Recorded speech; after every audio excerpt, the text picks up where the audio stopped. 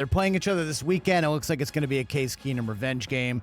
Who is more likely to make the conference championship game, Vikings or Bills? Bills. Right now, you would have to say it's Buffalo. Although I think that the NFC is arguably more wide open. I just look when the Bills are at their best, they have dominated opponents. I was at the game in Buffalo week two, I think it was, the Monday night game against the Titans, where that's a solid Titans team. They obviously are shorthanded at a lot of spots, and offensively they got some issues, but they put up points, and nobody could stop Stephon Diggs. And they took it to a really tough team that does not get blown out often, and they blew them out. We haven't seen the Vikings do that, and that's not a knock on what they're doing. Kevin O'Connell deserves a world of credit for taking a team that lost so many close games over recent years and saying we're going to be situational masters. We're going to know in these big moments how we're going to operate. We're going to be good in the red zone. We're going to be good when it counts. And they've done it. You still know, and we talked about with Harrison Smith yesterday, you get to that point midway through every game where you're like, man, like this doesn't look the best. They're finding ways to pull it out until you see, and this is something that when you talk to people in the analytics community, they'll always say this, the best teams blow out inferior opponents. Mm-hmm. Yes, it matters that you are winning close games because there's something to that, but the best teams blow out inferior opponents. The Vikings have faced some teams that are struggling, have not blown people out. They're a very good team at this stage, and they got a ton of weapons, and they should get better because you got guys like Justin Jefferson and Dalvin Cook and Adam Thielen on that roster. But, the Bills, when we've seen them with Josh Allen playing his best, they've been really, really impressive. So I got to go Bills. But that's one thing about the Bills, though. In close games, they've struggled. They're really good, like 10-plus points per game. Josh Allen's record is like kind of amazing. Well, and they're shorthanded in the secondary right now with, Poyer's out now for this week's game. That's a blow. He's dealt with some injuries through the course of this season. So you have to look at those things in terms of how they're going to impact you. They didn't make a huge trade. They did trade for a safety. It was like a down-the-line guy at the deadline. But they didn't make a big move. So, you do have some questions there. But, Josh Allen or Kirk Cousins, one drive. The Bills offense or the Vikings offense, one drive. Again, maybe I'll feel differently in January. Again, the Vikings are a really good team. Yeah, TJ Hawkinson really kind of fit in well last week. They put him into the playbook right away. What do you have, 9 catches? I couldn't believe it. 9 targets, 9 catches. I talked to Kevin O'Connell, interviewed him for NFL Network before the game, and O'Connell told me, he's like, people are going to be surprised how much Hawkinson plays. And then so after we did the interview, I walked up to him just like, hey, Kevin, so let me get this straight. Like, how many packages is he in? He's like, basically all of them? He's not going to play in 21 personnel because we've got Johnny Munt and somebody else who are going to be out there. But, like, everything else, I'm like, red zone, everything's like, yeah. Started working with the 10 p.m. on Tuesday. Crash course, we were like, hey, just let us know what you're comfortable with. Hawkinson was like, yeah, bring it on. And he went out there and it was the first drive. Yeah, I was runs shocked. An in-cut, big play. Yeah. Made a big play in the red zone. I mean, that looks like that could be a piece. I understand why the Lions traded Hawkinson because second-round pick for a team that's probably not. He's not going to be the difference between them winning the Super Bowl this year and not.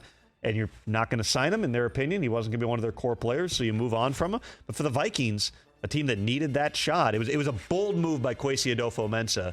First of all, to engage with the Lions, your division rival, which he did during the draft, too. He traded them the pick that they used to take Jamison Williams.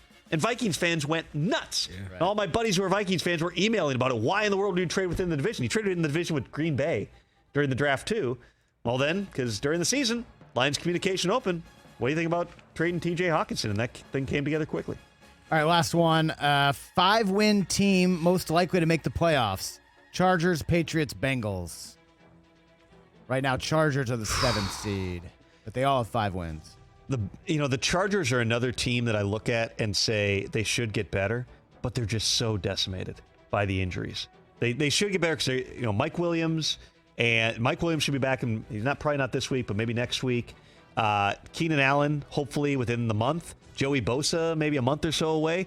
They're going to get some reinforcements here, and they're finding ways to win. Mm-hmm. For whatever the focus on the the fourth down calls and those things. Like the reality is, how many coaches have done a better job than Brandon Staley overcoming those injuries through the course of this season? I mean, they're playing above some stuff here, but I still think it's the Bengals in this case. Jamar Chase will get back.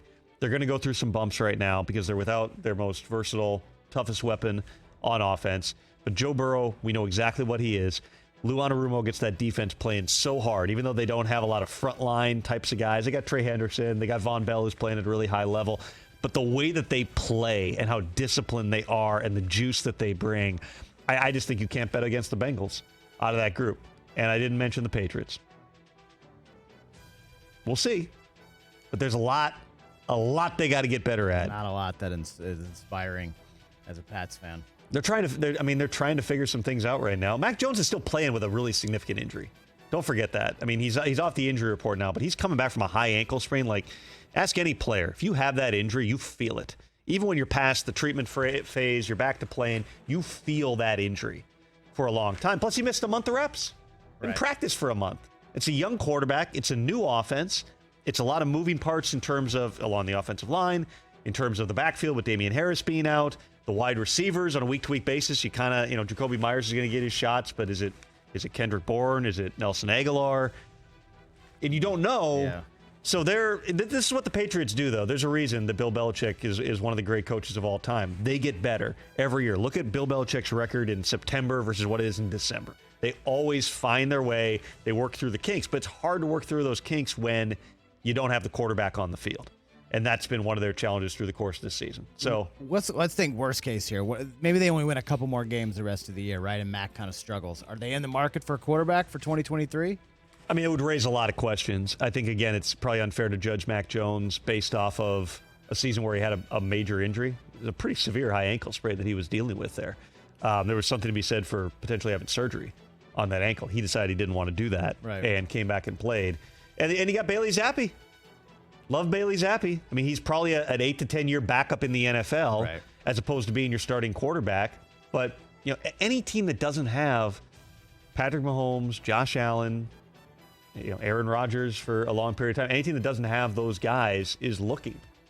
And so it'd be malpractice to not be in the market. We talked about Jimmy Garoppolo earlier.